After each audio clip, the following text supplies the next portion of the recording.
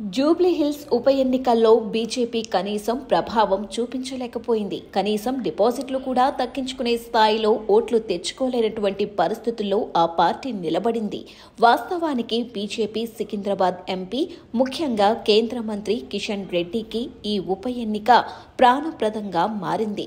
సొంత నియోజకవర్గంలో ఉన్న స్థానం కావడం, పార్టీలో తనకు వ్యతిరేకంగా అనేక మంది చక్రం తిప్పుతున్న క్రమంలో తన అస్తిత్వాన్ని నిలబెట్టుకునేందుకు ఈ ఉప ఎన్నికను కిషన్ రెడ్డి సీరియస్గా తీసుకున్నారు.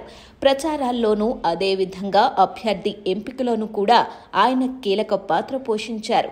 లంకలపల్లి దీపక్ రెడ్డి ఆయన అనుచరుడు కావటం, గతంలో కూడా పోటీ చేసిన అనుభవం ఉన్న నేపథ్యంలో ఖచ్చితంగా ఈ సీట్ను గెలిచి తీరుతామని ఆది నుంచి కిషన్ రెడ్డి ఆశలు పెట్టుకున్నారు. కానీ అనూహ్యంగా పరాజయం పొందారు. అంతేకాదు 10,000 ఓట్లకు పరిమితం కావటంతో డిపాజిట్లు కూడా దక్కే పరిస్థితి లేకుండా పోయిందన్నది పరిశీలకులు చెబుతున్న మాట.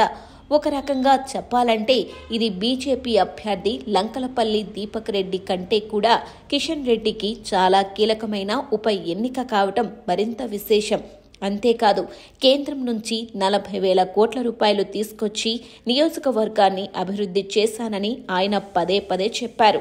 మరి ఇది నిజమే అయి ఉంటే నియోజకవర్గంలో 10,000 ఓట్లు మాత్రమే ఎందుకు పడ్డాయి అనేది కీలక ప్రశ్న. అంతేకాదు బీజేపీలో నెలకొన్న అంతర్గత వివాదాలకు నేను కారణం కాదన్నది కూడా ఆయన చెబుతున్న మాట. ఎన్నికల ప్రచారంలో కానీ ఎన్నికల వ్యూహంలో కానీ నాయకులు కలిసి రాలేదన్నది వాస్తవం.